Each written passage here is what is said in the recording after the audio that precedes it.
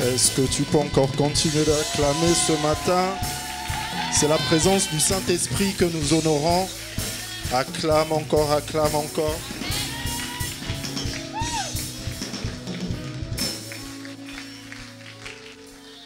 Ce matin, le Saint-Esprit est parmi nous. Amen. Alors, avant de commencer ce message, ce partage, j'aimerais que nous adressions un message au Saint-Esprit qui est là. Nous allons juste tous ensemble encore reprendre cette chanson et lui dire « Inonde nos cœurs de ta présence. Nous avons besoin de toi. » Oui, Saint-Esprit. Inonde nos cœurs de ta présence. Nous avons besoin de toi. Nous avons besoin de toi. Inonde nos cœurs de ta présence. Nous avons besoin de toi. Inonde, inonde encore. Inonde nos cœurs de ta présence. Esprit de Dieu vivant, Nous avons tant besoin de toi, Saint-Esprit. Alors inonde encore.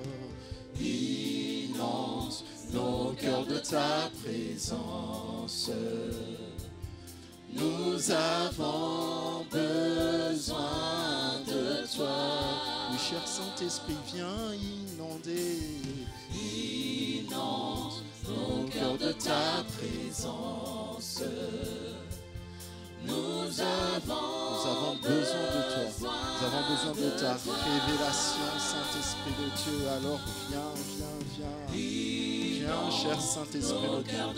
Nous avons besoin de toi. Mon frère, ma soeur ici présent a besoin de toi. Aussi vrai que la grâce nous a été donnée de répondre présent à l'appel du Seigneur ce matin, Saint-Esprit de Dieu, nous avons besoin de toi pour recevoir ce que le Père veut nous donner, pour recevoir la lettre d'amour que le Père nous adresse, pour la comprendre, pour la saisir. Nous avons besoin de toi, Saint-Esprit. Alors cette église en cœur te dit,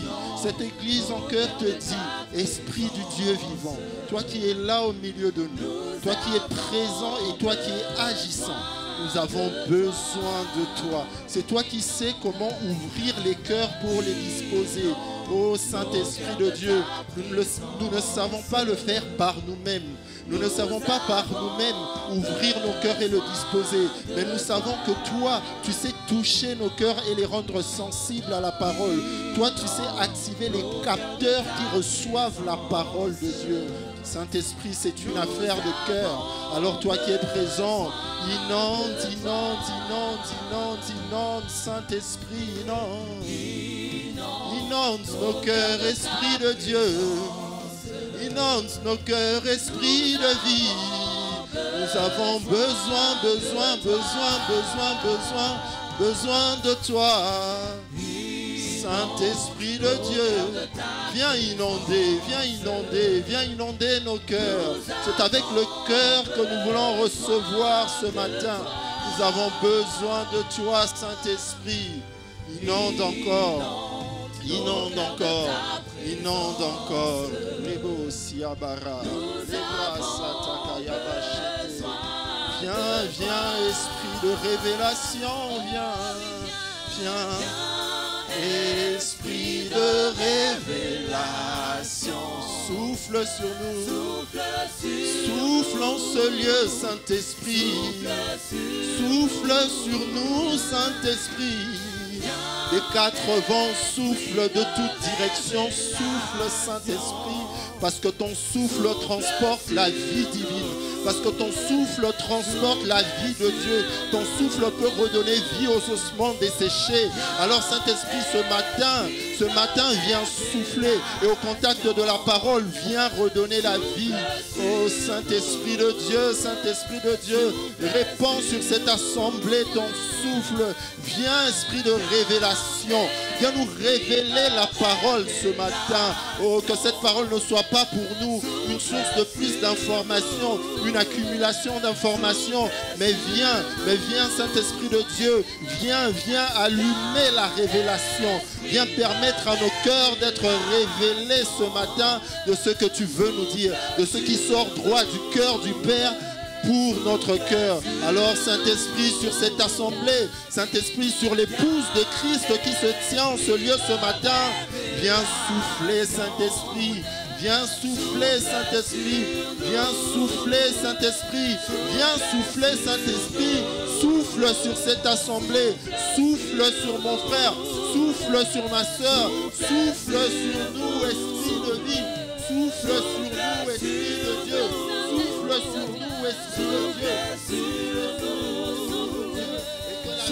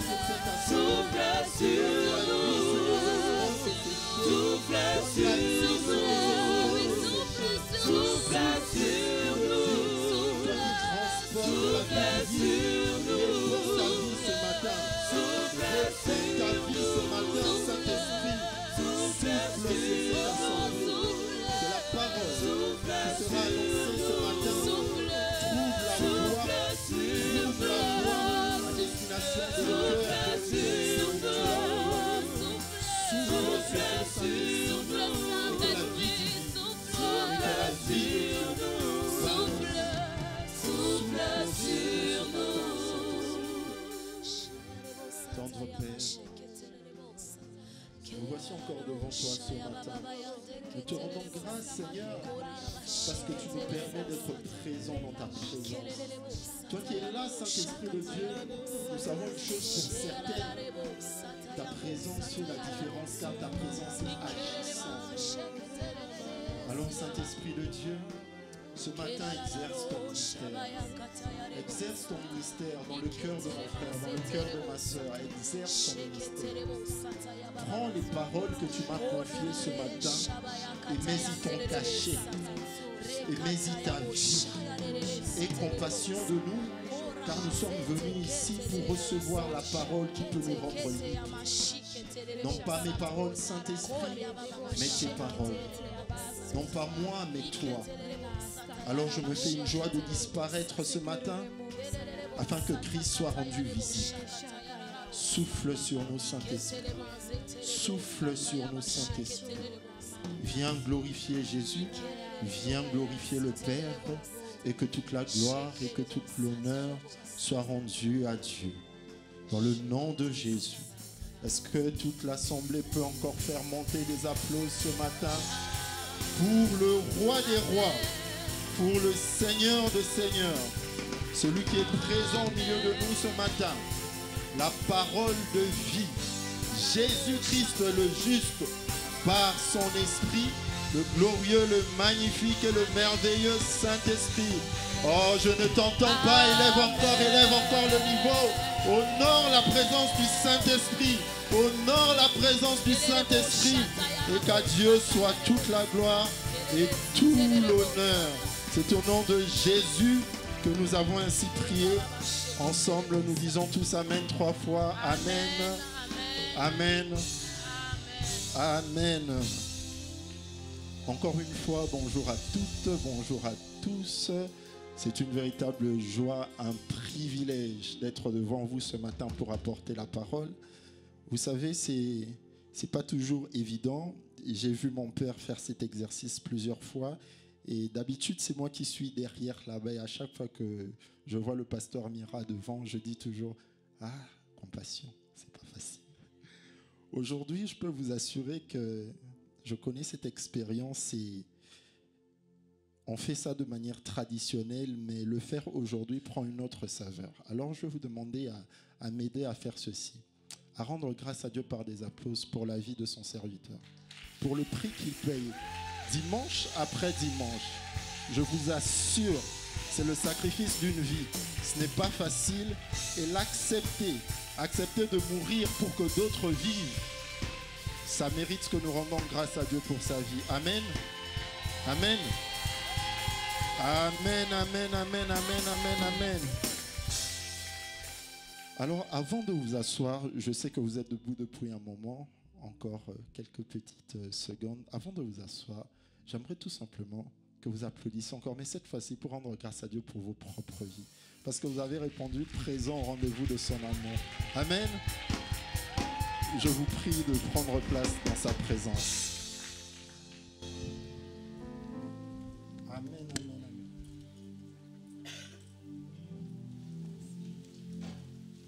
Amen. Est-ce qu'on m'entend?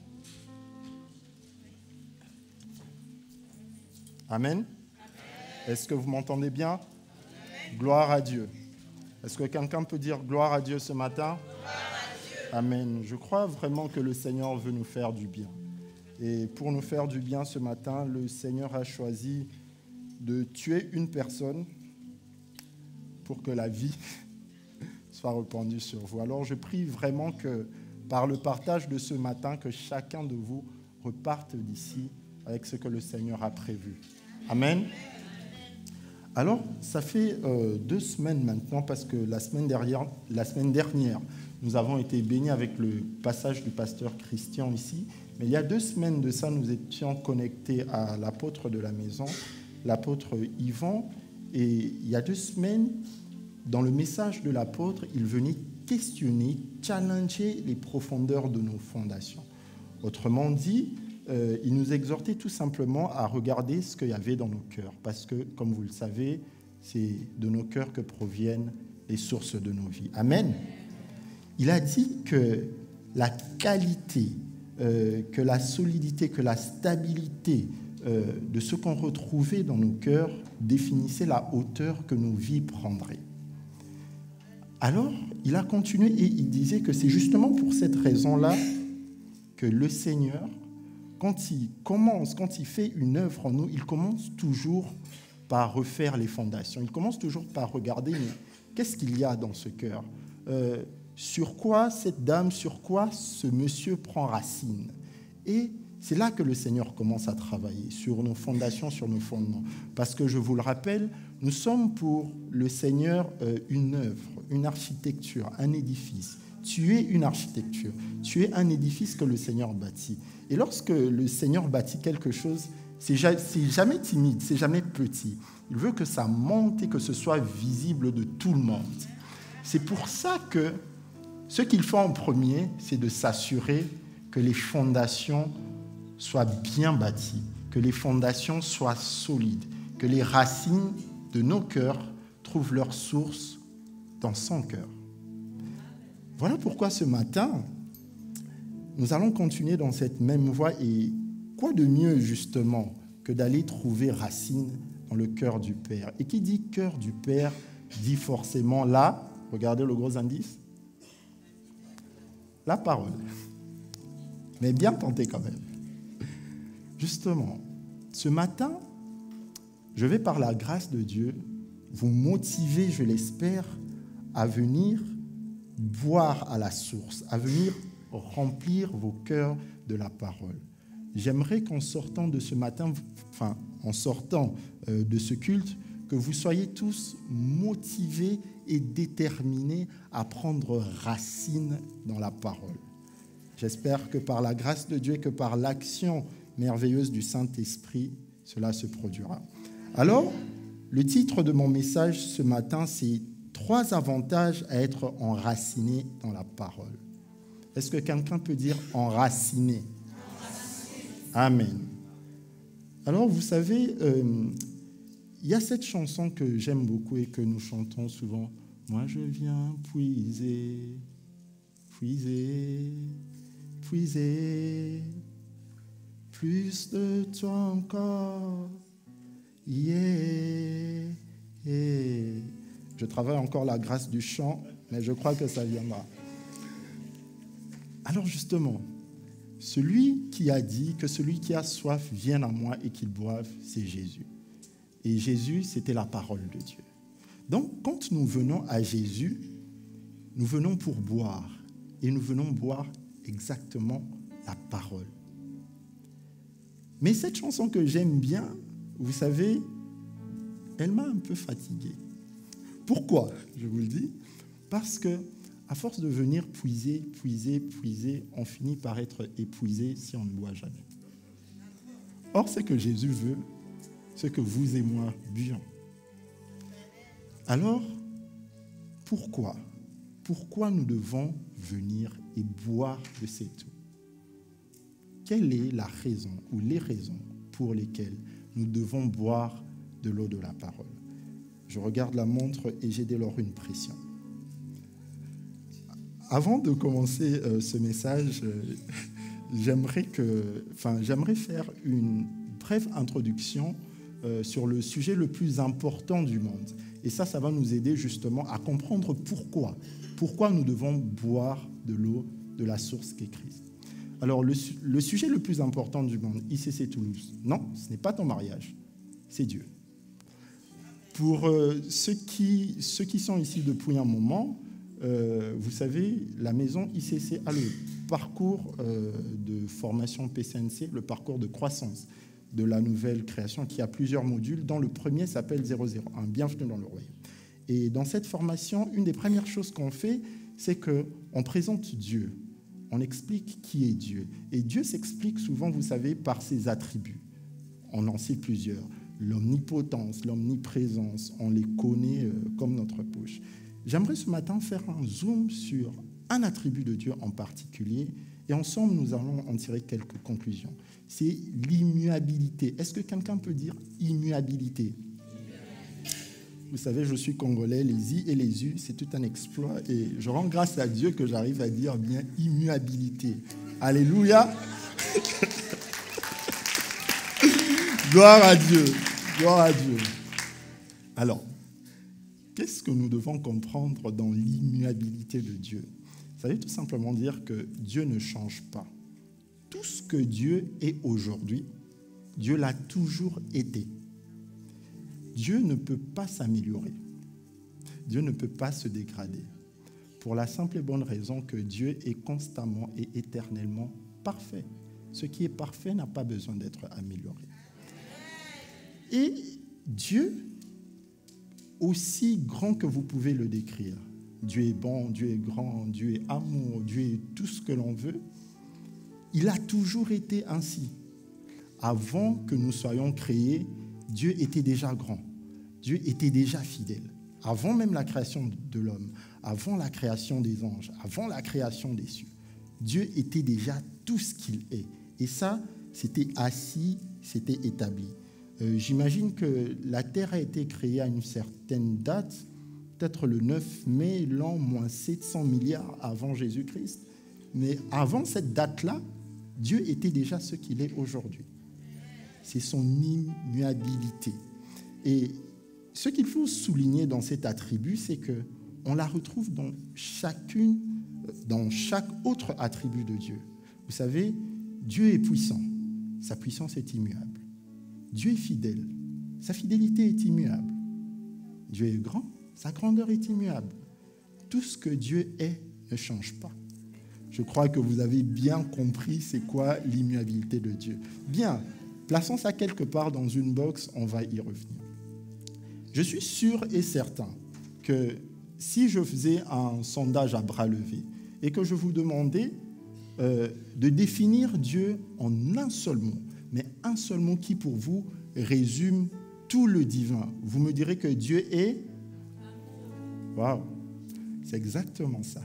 Dieu est amour.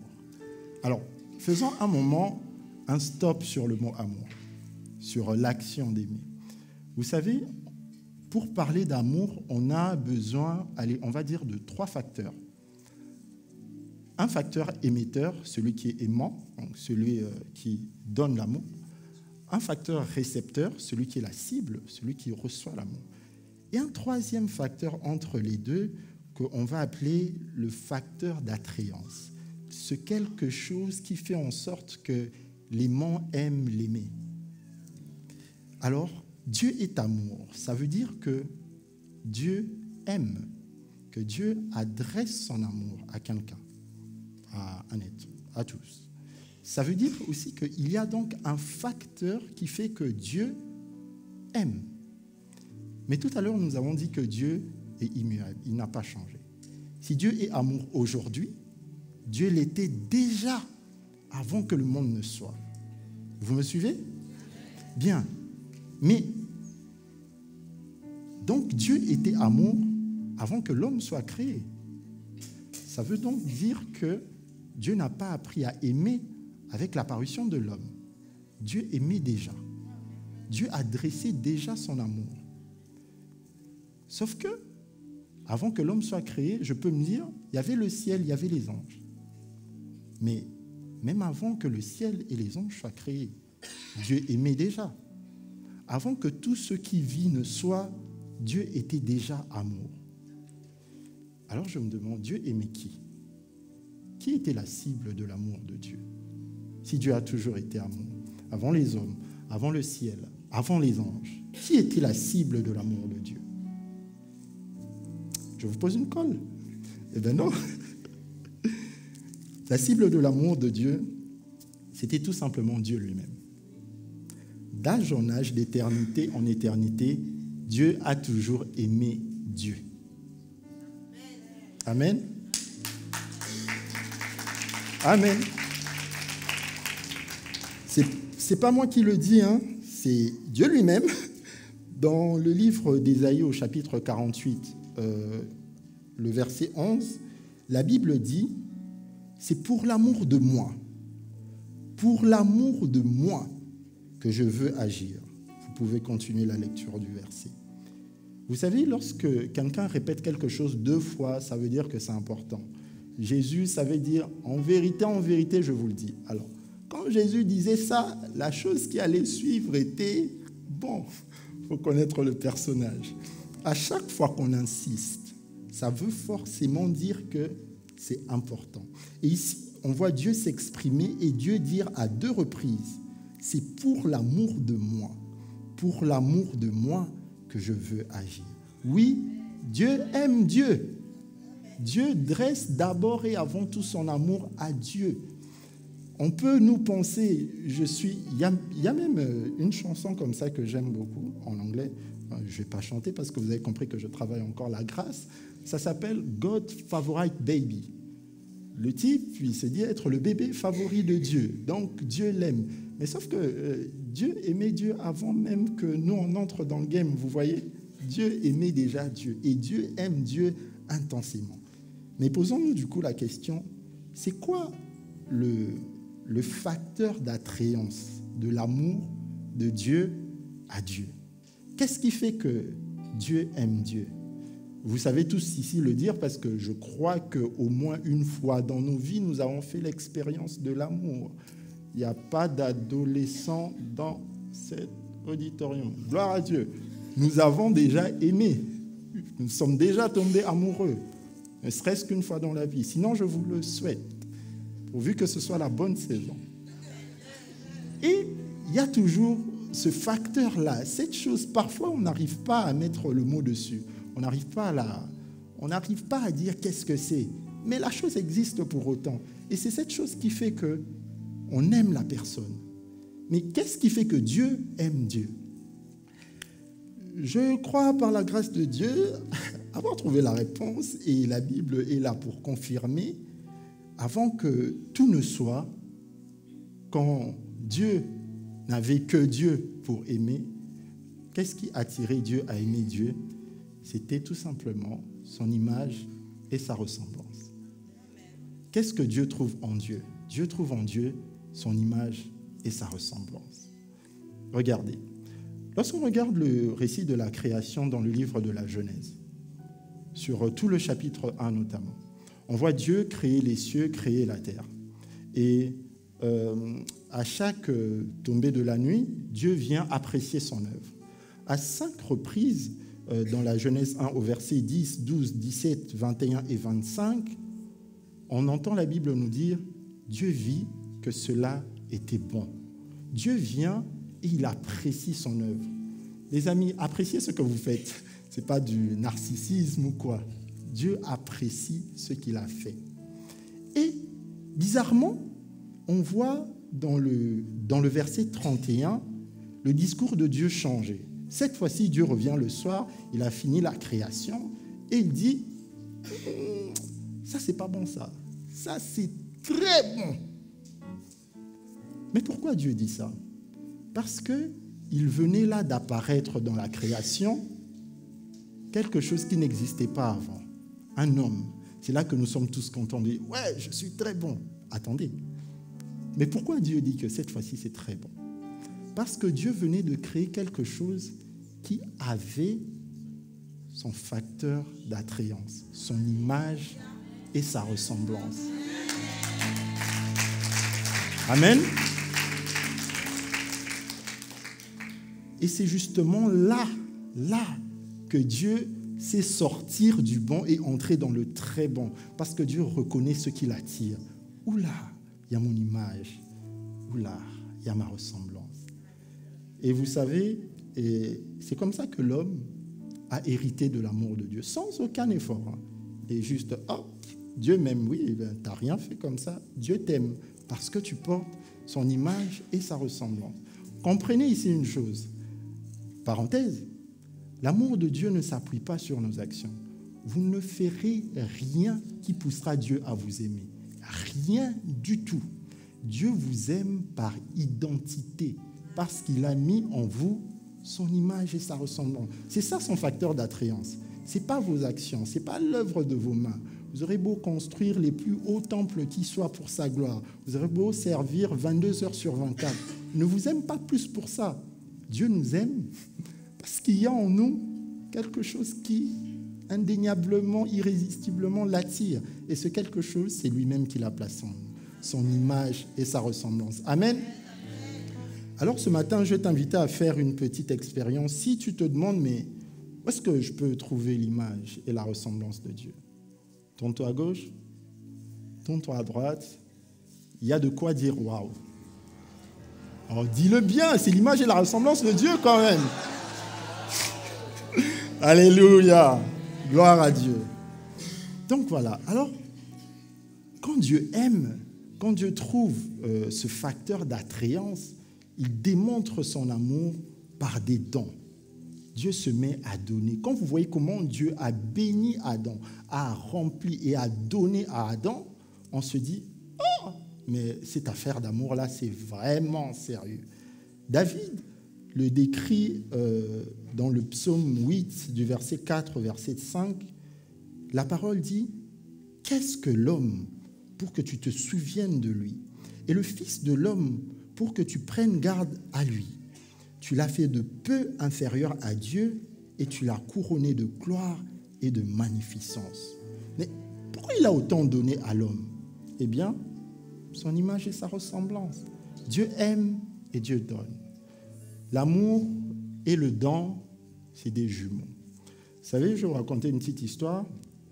Il y a quelques années de ça, j'étais célibataire, une période trouble de ma vie. Et un beau jour, j'ai vu celle qui aujourd'hui est mon épouse, l'assistant pasteur Aurélie Mazab accueillir devant. Sois content pour moi, s'il te plaît. S'il te plaît. Ton tour arrive. Mais là, je vous raconte l'histoire de mon tour. Et du coup, j'ai aimé, je suis tombé amoureux. Et comme je vous l'ai dit, l'amour et le don sont jumeaux. J'avais des très très bonne relation avec ma conseillère bancaire jusque-là. Tout allait bien entre nous. Le flux de mon compte était stable. Il n'y avait pas de sorties bizarres. Mais j'ai aimé. Il fallait que je donne. Un jour, ma conseillère voit Zalando Manteau. Oh! Elle m'appelle. Monsieur Mazaba, qu'est-ce qui se passe? Votre compte a été piraté?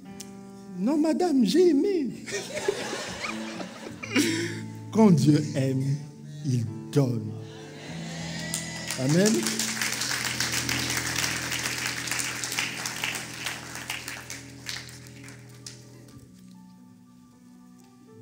La suite de l'histoire, vous la connaissez, et elle est quelque peu triste avant de redevenir heureuse.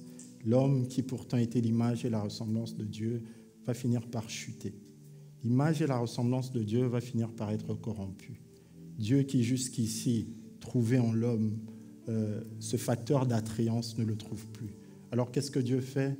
Dieu se retire de l'homme. Il vivait avec l'homme, il vivait en l'homme parce que justement, il y avait ce truc-là, son image et sa ressemblance, qui l'attirait. Il était comme obligé, et on le verra plus loin, d'habiter dans la maison de l'homme. Parce que Dieu ne sait pas résister à Dieu. Mais l'homme désobéit, et voici, l'homme vient manger du fruit défendu. L'image de Dieu est corrompue. Le système de pensée de l'homme a changé. L'homme ne pense plus comme Dieu. L'homme ne pense plus à l'image et à la ressemblance de Dieu. L'homme pense comme l'accusateur maintenant. Dieu vient le voir et Dieu lui pose la question. « Adam, qu'as-tu fait ?» Il aurait pu répondre « Rien ». Il aurait pu dire « J'ai gaffé ».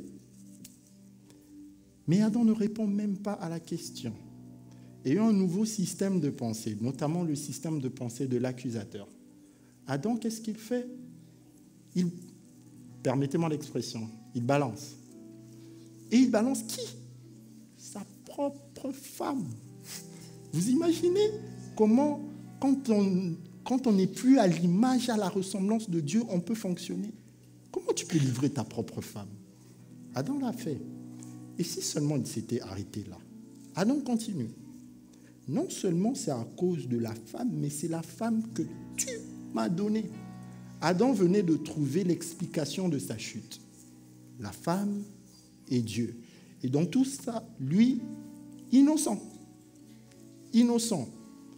Voici ce qui se passe quand le système de pensée n'est plus celui de Dieu. Quand on n'est plus l'image et la ressemblance de Dieu, on dysfonctionne.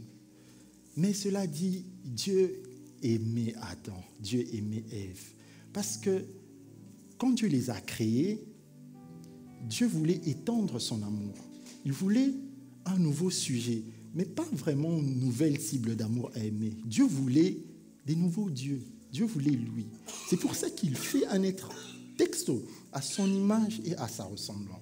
Ce qui éblouit même les anges. Les anges cherchent à regarder. Oula, c'est qui ceux-là? Ils ressemblent à notre maître. Et Dieu, avant même d'arriver à la fin de son œuvre, la création de l'homme et de la femme, Dieu sait qu'ils peuvent tomber. Ils ont le choix, ils ont le libre arbitre. Ils peuvent tomber, mais ils ne peuvent pas tomber. Par amour, parce qu'il y avait déjà dans sa pensée l'idée de créer son image et sa ressemblance, Dieu montre déjà le plan de la rédemption avant même que l'homme ne soit créé, avant même que l'homme ne tombe. Les amis, je nous rassure, Dieu ne nous aime pas par action. Dieu nous aime par identité. Dieu a choisi de nous sauver, même pas avant que nous agissions, avant que nous n'existions. Dieu a déjà prouvé et manifesté son amour. Ça, voyez-vous, quand Satan a vu ça, non, le type n'était pas content. Le type était fou de rage, littéralement. Il était jaloux. Pourquoi? Parce que, un peu comme Adam, Satan aussi a chuté. Vous savez, avant, Satan ne s'appelait pas Satan. Il s'appelait Lucifer. Et comme on dit dans certains coins de la terre, c'était quelqu'un. C'était quelqu'un. Mais Un jour, il a chuté. Un jour, l'orgueil est monté dans son cœur. Un jour, il est tombé. Un jour, il est tombé de Sion. Et Dieu n'a pas bougé de son trône pour le sauver. Ça, Satan ne le comprenait pas. Mais quand l'homme a chuté, Dieu a bougé de son trône pour le sauver. Et pourtant, quand on lit le livre d'Ézéchiel,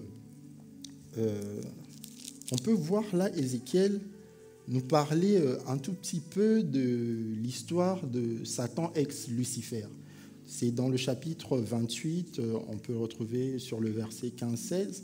Ici, Ézéchiel décrit le succès qu'avait le commerce de Satan, ce qui l'a rendu derrière violent. Vous voyez quand même que Satan Lucifer à l'époque, était arrivé à un certain niveau de manifestation du caractère divin en lui. Il avait des commerces, il avait des cités, il avait des villes, il avait une administration, une organisation. La Bible ne vante pas ce mérite-là pour Adam. La Bible ne nous dit pas que bien que Adam ayant reçu le mandat de dominer, d'assujettir, la Bible ne nous dit pas que Adam avait fructifié à ce niveau-là. Alors Satan regarde, mais moi, avec toutes mes actions, tu n'as pas bougé. Lui, il n'est même pas encore arrivé à mon seuil de productivité, mais tu bouges. Si vous ne savez pas pourquoi Satan ne vous aime pas, maintenant vous savez. Le type est jaloux. Et là, Dieu vient sauver l'homme. Il fallait que l'homme reçoive le secours de Dieu. L'homme en avait besoin. Et Dieu avait du secours en réserve pour lui. Mais comment Dieu va sauver l'homme? Qu'est-ce que Dieu va donner à l'homme pour que l'homme retrouve le facteur d'attrayance de son amour hier perdu? Dieu va envoyer la parole. La parole. Alors voilà, nous allons enfin entrer dans le message. Je vous disais que je vous parlerai de 3 choses qui vont vous motiver à être ancré, enraciné dans la parole. Voyez-vous, voici le premier point. C'est que la parole nous permet d'attirer Dieu. Parce que souvenez-vous, la parole c'est quoi? C'est le facteur d'attrayance de l'amour de Dieu. Si donc nous avons en nous la parole, irrésistiblement, Dieu vient à nous. Voici pourquoi il est important que les racines de nos vies trouvent fondement dans les profondeurs de la parole, et ce de manière stable et de manière solide. Parce que la parole, encore une fois, qu'est-ce que c'est que la parole? La parole, ce n'est nul autre que Dieu. La Bible nous dit dans le livre de Jean 1 au verset 1, « Au commencement était la parole, et la parole était avec Dieu, et la parole était... » La parole, c'est Dieu. Et donc, Dieu aime Dieu, et Dieu est attiré par Dieu. Ça, nous l'avons vu. Mais quand nous avons la parole, Dieu en nous, nous avons de quoi attirer Dieu. Amen. Et ça, Jésus nous le précise encore dans le livre de Jean au verset 14, au chapitre 14, à partir du verset 23. Jésus dit, « Si quelqu'un m'aime, il gardera ma parole, et mon Père l'aimera. Nous viendrons à lui, et nous ferons notre demeure chez lui. » Jésus dit littéralement, si tu as en toi ce facteur d'attrayance de Dieu, Dieu prend ses bagages, Dieu vient habiter chez toi. Qui a envie d'être colocataire de Dieu? Amen. ICC Toulouse, j'espère vraiment qu'à la lumière de tout ceci, nous trouverons une raison et une motivation sérieuse pour être enracinés dans la parole. Amen. Alors Jésus dit qu'il nous faut garder sa parole. Garder sa parole. Garder sa parole. Mais qu'est-ce que sa parole fait en nous? est-ce que sa parole, c'est juste connaître les versets ou, comme moi à l'époque, fort longtemps, j'étais chrétien, mais pas vraiment. Je me disais, pour prouver à Dieu que j'ai sa parole, je vais me faire tatouer le psaume 23 sur la côte. C'était un vrai projet, un projet sérieux. Heureusement que je ne suis pas allé jusqu'au bout, parce que vous imaginez me retrouver en enfer avec le psaume 23 tatoué sur la peau? Quelle ironie. Non, garder la parole, ce n'est pas avoir le texte écrit sur soi ou connaître le texte par cœur. Ça, c'est très bien, il faut le faire. C'est toujours bien d'avoir en nous. D'ailleurs, comment garder quelque chose qu'on n'a pas? On commence d'abord par avoir la parole, le verbe de la parole, et après on s'y conforme. Non, garder la parole, c'est se conformer à la parole, commencer à ressembler à la parole. Et ça, la Bible nous le dit dans le livre de 2 Corinthiens 3 au verset 18. La Bible dit: nous tous qui, le visage découvert, contemplons comme dans un miroir la gloire du Seigneur, décrite où? Dans sa parole, nous sommes transformés en la même image de gloire en gloire, comme par le Seigneur l'Esprit. Amen. Il se passe donc quelque chose d'assez mystérieux quand on côtoie et qu'on traîne avec la parole. On ressemble à la parole. C'est ça que la parole fait en nous. La parole restaure l'image et la ressemblance de Dieu. Ce n'est pas seulement que tu poses les actions que la parole te dit de poser. Non, tu ressembles à la parole. Ton système de pensée change. Non pas que tu as un amas d'informations, de bien, de mal, des choses à faire, à ne pas faire, des lois à obéir, à ne pas obéir pour plaire à Dieu. Non, tu deviens ce que dit la parole. Prenons ici 2 cas pour appuyer cette argumentation. Le premier cas que je vous ai cité tout à l'heure, le cas de Adam, qui, à un instant donné, n'avait plus la parole en lui, n'avait plus cette image et cette ressemblance, était corrompu. Tout de suite, ce qu'on voit, c'est que son système de pensée change. Adam balance. Il balance Ève, il balance Dieu, et il s'excuse de tout. Lui, il n'a rien fait, et tout le reste du monde est coupable. Très bien. Voici le système de pensée qui n'est pas selon la parole. Mais regardons dans cette même Bible. La Bible nous raconte l'histoire d'un frère qui s'appelle Étienne. Qui a déjà lu cette histoire? Gloire à Dieu. Alors Étienne, c'était un des disciples de Jésus qui était avec la première génération de disciples, les Pierre, les Jean, les Philippe. Vous savez, les colonnes, quand on traînait avec Pierre, avec Jean, on était quelqu'un. Et Étienne, la Bible dit de lui que c'était un homme plein de foi et plein d'Esprit Saint. Est-ce que vous savez d'où vient la foi? La foi vient de ce qu'on entend. Et ce qu'on entend vient de la parole de Christ. Donc si Étienne était un homme plein de foi, Étienne était donc un homme plein de paroles. Alors voici. Regardez comment quelqu'un qui est plein de paroles raisonne, son système de pensée. Étienne se retrouve dans une situation compliquée. Il va être mis à mort pour un mal qu'il n'a pas fait. Tout ce qu'il a fait, c'était annoncer la vérité, prêcher l'évangile. Et face à des gens qui l'ont pris pour un hérétique, il a été condamné à mort, à la lapidation. Ici, Étienne pouvait faire comme Adam, très vite se présenter devant Dieu et dire: tu vois ce que tu m'as dit de faire, où ça m'a emmené? Je vais mourir à cause de toi. Mais regardez le système de pensée d'Étienne transformé et renouvelé par la parole.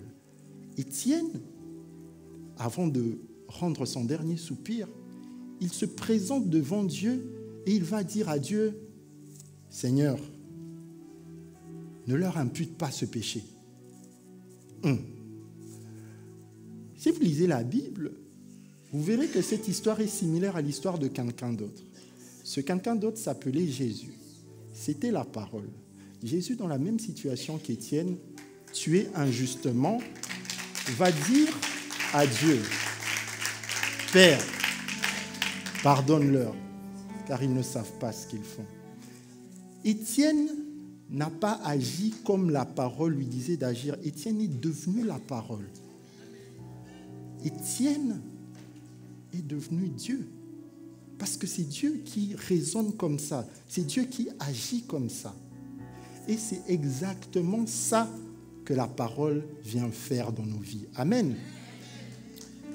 Et juste là pour vous donner un point d'appréciation de Dieu sur l'action d'Étienne, Jésus dit dans le livre de Luc au chapitre 22, verset 69, que maintenant on peut le voir assis à la droite de la puissance de Dieu.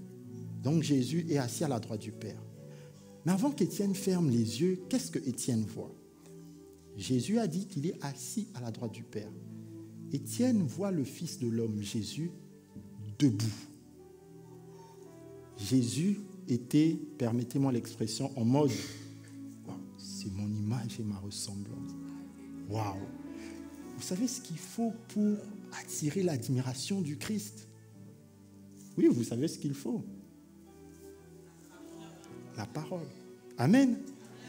Alors ici c'est Toulouse, je confesse que dans le nom de Jésus, alors que tu décides d'être ancré dans la parole, tu provoques l'admiration de Dieu.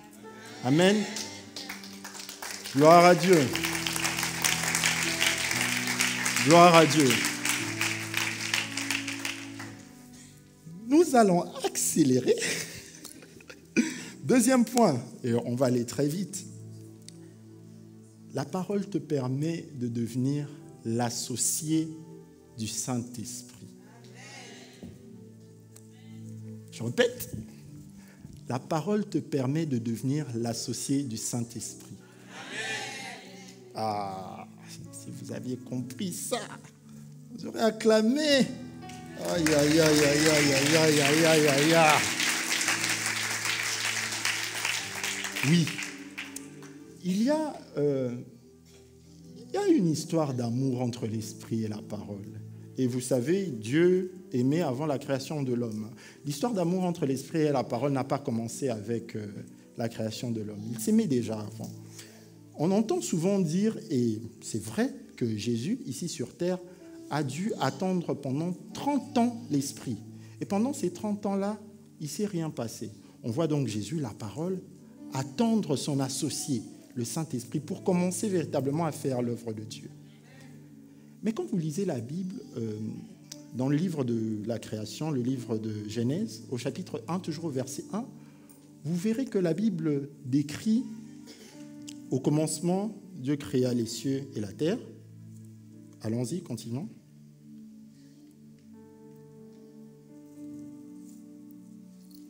La régie. Bon. La terre était informe et vide, et il y avait des ténèbres à la surface de l'abîme, et l'Esprit de Dieu se mouvait au-dessus des eaux. Point. On voit ici le Saint-Esprit présent sur la terre, vide et informe, les ténèbres totales, se mouvoir. Mais en vrai, il ne se passe rien. Un peu comme dans les 30 ans d'attente de Jésus. Il ne se passe rien. À quel moment on a commencé à voir l'œuvre du Père? Quand le Père a ouvert la bouche pour envoyer la parole sur terre, que la lumière soit. Et là, le Saint-Esprit a trouvé son associé, la parole. Il a commencé à se passer quelque chose. De même que Jésus l'a attendu pendant 30 ans, lui aussi, il attendait Jésus. Il attendait son associé. Pendant combien d'années? La Bible ne nous le dit pas, mais l'éternité, ça fait très longtemps. Mais donc voilà, l'esprit et la parole sont des associés éternels et redoutables. C'est cette association-là qui fait en sorte que l'œuvre de Dieu soit faite. Sans cette association, il n'y a rien. Alors, j'aimerais tout de suite te dire que quand tu regardes le verset que nous avons vu là, tu vois que l'esprit était déjà là et l'esprit se mouvait. Faisons un peu une analyse de la période à laquelle nous sommes. Ok? à un moment donné, la parole était sur terre. L'Esprit n'était pas sur terre. La parole a dû attendre l'arrivée de l'Esprit. Mais aujourd'hui, nous sommes dans un temps où la parole elle-même nous a dit « Il vaut mieux pour vous que je m'en aille » pour qu'il nous envoie l'Esprit. Et la parole est vraiment partie. Jésus est vraiment monté. Mais Jésus nous a envoyé l'Esprit. Alors, qu'est-ce que ça veut dire? Qu'on a l'Esprit sans la parole, c'est pour ça que les choses de Dieu ne se font pas.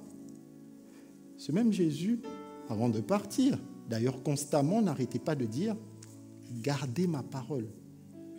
Jésus savait, il connaissait la formule de la réalisation des œuvres de Dieu. Parole plus esprit. Alors Jésus s'est assuré de nous laisser sa parole et de nous envoyer son esprit. Les deux sont là. C'est l'ère à laquelle nous sommes aujourd'hui. Nous avons la parole, nous avons l'esprit. Amen. Maintenant, on peut se poser la question, mais moi, quand je regarde ma vie, ça ressemble encore au tohu-bohu avant la création. C'est sombre, c'est informe, c'est noir, c'est vide. Est-ce que l'esprit n'est pas là? Si tu vois les ténèbres dans ta vie, il y a beaucoup de chances que l'esprit soit en train de s'y mouvoir. Il y a beaucoup de chances que tu n'aies pas la parole. Voilà pourquoi il faut être ancré dans la... Deuxième point. La parole a besoin de trouver son associé, l'esprit. Et l'esprit a besoin de trouver son associé, la parole. Voilà pourquoi nous devons être ancrés dans la parole. Nous donnons ici au Saint-Esprit de quoi travailler, de quoi accomplir l'œuvre de Dieu. La Bible nous dit que nous sommes co-ouvriers avec le Saint-Esprit. Notre part de l'œuvre, c'est de lui apporter la parole. Et lui, comme depuis la création, vous savez, Dieu ne change pas. Dieu il a les mêmes procédés. Lui, quand il reçoit la lumière, on voit la lumière. Donc, il se peut que si nous donnons à l'Esprit, qui se meut dans nos ténèbres, là, dans cette situation-là que nous trouvons compliquée, si nous lui donnons la parole appropriée, la lumière paraîtra. Amen. Gloire à Dieu. Alors, ICC Toulouse, je te vois être ancré dans la parole, être fondé, bâti dans la parole, pour que l'œuvre et que la lumière de Dieu paraissent dans ta vie. Amen. Alors, juste très vite, avant de chuter sur le troisième point, on voit dans la Bible, dans le livre de Actes des Apôtres au chapitre 2, vous savez, nous sommes dans la saison du aller. L'Église est dans une mouvance où elle est déterminée à aller gagner des âmes.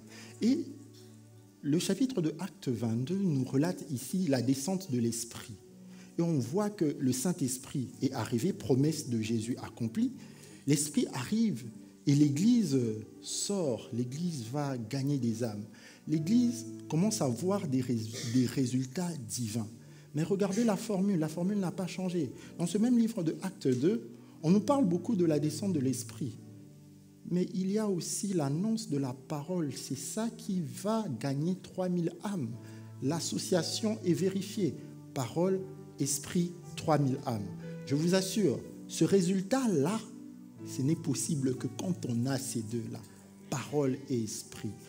Donc voilà, ICC Toulouse, formule mathématique. Comment obtenir les résultats divins? La parole. Donc, voilà encore pourquoi il faut être ancré dans la... J'espère par la grâce de Dieu que vous avez maintenant envie de manger la parole. Dernier point, pourquoi être bâti dans la parole? Et c'est vraiment particulier parce que nous sommes en décembre. Et on sait qu'à la fin de l'année, il y a un jaloux qui est très en activité. Mais sachez-le, le troisième point, c'est la parole qui te permet de vaincre le diable. Que la parole. Que la parole. Regardez, Jésus, il a rencontré le diable au désert. Vous vous souvenez, vous connaissez cette histoire. D'ailleurs, c'est étrange, Jésus a été conduit dans le désert par son associé, par le Saint-Esprit. Ce n'était pas Satan qui a conduit Jésus dans le désert pour être tenté. C'était son associé. Mais son associé savait, on part à deux, esprit, parole. Le type, il va faire quoi? On est à deux, rien ne peut nous arrêter. Et là, on voit Jésus face aux assauts, aux attaques du diable. Comment Jésus s'est défendu? Jésus n'a pas cessé de dire, car il est écrit, car il est écrit, car il est écrit. C'est la parole qui gagne le combat contre le diable. Les amis, regardez. Jésus avait faim. Ça faisait 40 jours qu'il n'avait pas mangé. Un peu comme nous pendant ces 21 jours de jeûne de prière. Jésus avait faim. Jésus n'a pas nié. Quand le diable lui a dit, si tu es le Fils de Dieu, transforme ces pierres en pain. Jésus n'a pas dit, j'ai pas faim. Combattre le diable n'est pas nier sa suggestion. Si le diable vient te dire, toi qui as pris la résolution de ne plus te droguer, de ne plus fumer, drogue-toi, le combattre ne veut pas dire, j'ai pas envie de fumer, j'ai pas envie de me droguer. Le combattre, c'est dire, car il est écrit, encore est le temple du Saint-Esprit qui vit en moi. Je ne m'appartiens plus à moi-même. Et là, et seulement là, Satan goes away. La parole battra toujours le diable. Alors, la parole et le diable continuent à s'affronter encore aujourd'hui. La parole et le diable s'est affronté dans le désert. La parole et le diable s'est affronté sur la croix. Et aujourd'hui, tiens-toi prêt, le terrain d'affrontement de la parole et le diable, c'est ta vie. Si tu comprends ça, tu comprends que il te faut être enraciné dans la parole. Parce qu'il n'y a que comme ça que tu vas être trouvé triomphant du diable. Il n'y a pas d'autre formule. Et Dieu, dans sa bonté, Dieu, dans sa miséricorde, il nous a donné la parole. Il nous a donné l'esprit. Nous sommes bénis de tous côtés. Vous savez, il n'y a littéralement rien aujourd'hui qui nous manque. Et dire ça, moi-même, ça me fait mal. Rien, absolument rien ne nous manque. Rien ne nous manque pour vivre la vie triomphante que Dieu veut nous donner. Pour ça, ce matin, je nous ai partagé 3 raisons. Ici, c'est Toulouse. Je prie vraiment que nous décidions, que nous prenions l'engagement d'être ancrés, bâtis dans la parole. Il faut la lire. Il faut la méditer. Il faut l'étudier. Il faut, comme disait Jérémie, je crois, la dévorer.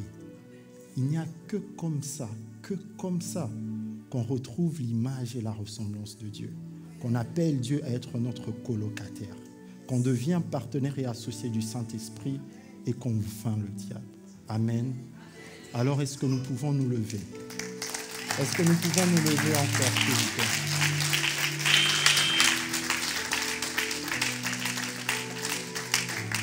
Jésus, la parole, l'agneau est glorieux. C'est la parole qui nous a rachetés. C'est la parole qui nous rend triomphants du diable. Alors ce soir, nous voulons lui rendre gloire. Car il est glorieux et digne de régner. L'agneau est souverain.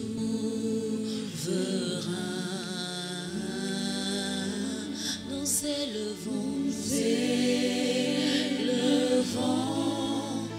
nos voix pour l'adorer. L'agneau est souverain. La parole est souveraine. Et j'aimerais que ce matin, tu élèves la voix. Que tu dises à la parole, tu es souverain. C'est par toi que j'ai retrouvé le facteur d'attrayance de l'amour de Dieu. C'est par toi que j'attire le Père à moi. C'est par toi, la parole, que je vainc le diable. C'est par toi, la parole, que je suis véritablement associé au Saint-Esprit pour accomplir l'œuvre de Dieu. Alors sois glorifié, parole de Dieu. Sois glorifié, parole de Dieu. Tu es souverain. Tu es souverain. Tu es souverain. Ton nom est élevé au-dessus de tous les noms, au-dessus de tout ce qui se peut nommer. Il n'y a rien que je n'arrive à décrire. Il n'y a rien que je n'arrive à voir qui soit au-dessus de la parole. Tu es assis à la droite du Père où tu règnes. Tu es assis à la droite du Père où tu portes notre cause, où tu nous défends, où tu intercèdes. Tu es Dieu. Et comme toi, il n'y en a pas eu et il n'y en aura jamais. Tu es glorieux. Tu es glorieux. Tu es glorieux. Tu es glorieux. Et tu es digne de régner. Béni sois-tu. Qu'à toi soit rendu toute la gloire. Qu'à toi soit rendu tout l'honneur, parole de Dieu. Nous élevons nos voix pour l'adorer. L'agneau est souverain. Alors ce matin, tu vas encore élever la voix parce que tu l'as compris. Le Saint-Esprit dans ta vie a besoin de t'entendre dire la parole, de t'entendre proclamer la parole sur ce qui est l'obscurité, de t'entendre dire exactement ce que tu veux qu'il arrive au nom de Jésus. Alors ICC Toulouse, élève encore la voix ce matin. Déclare par le nom de Jésus-Christ la parole, ce qui doit arriver, ce que l'Esprit doit saisir pour faire paraître la lumière. Oh, je ne connais pas les ténèbres que tu traverses en ce moment. Je ne connais pas la difficulté que tu affrontes en ce moment. Mais je sais une chose, par la déclaration de ta parole, par le témoignage de ta parole, tu as vaincu le diable. Et l'Esprit ici présent est prêt à saisir cette parole pour faire naître la lumière, pour faire naître la vie. Alors élève encore la voix, élève encore la voix. Déclare la parole de Dieu, déclare la parole de Dieu, par l'intelligence ou par l'esprit. Déclare la parole de Dieu, déclare la parole de Dieu. Dis, fais comme Ézéchiel, annonce ce qui doit arriver. Proclame la vie sur les ossements desséchés. Proclame que les os recouvrent les nerfs, que les nerfs recouvrent la chair, et que la vie entre dans la chair, et que les ossements desséchés de ta vie reprennent vie par la parole de ton témoignage, par l'action de l'Esprit Saint en ce lieu.